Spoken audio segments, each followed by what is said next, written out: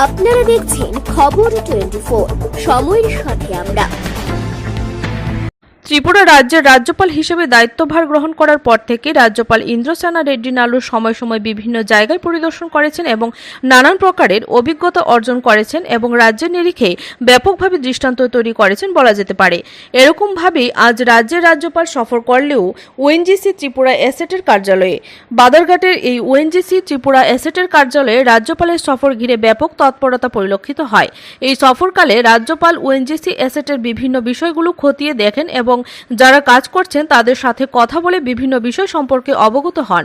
সংক্ষিপ্ত পরিসরে নিজের প্রতিক্রিয়া ব্যক্ত করতে গিয়ে রাজ্যপাল দাবি করেছেন মূলত কিভাবে ওএনজিসি ত্রিপুরা চলছে, অন্যান্য যে পাবলিক সেক্টরগুলো রয়েছে তার সাথে ওএনজিসির কি ফারাক হয়েছে বা বিভিন্নভাবে সরকারের বিভিন্ন পরিকল্পনাগুলো রূপায়ণের ক্ষেত্রে ওএনজিসি কতটুকু ভূমিকা পালন করছে এই বিষয়গুলো দেখার জন্যই আজকের এই সফর।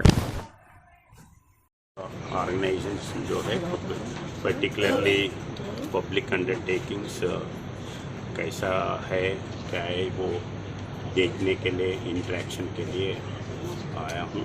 वैसे बाकी के स्टेट गवर्नमेंट का भी जो अंडरटेकिंग्स है कैसा है, सेंट्रल गवर्नमेंट बहुत से पैसे खर्च कर रहे, आम पब्लिक का एक्सपेक्टेशंस है, इसलिए वो अंडरस्टैंड करने के लिए देखने के लिए इंटरेक्शन के लिए आया हूँ। খবর 24, সময়ের সাথে আমরা।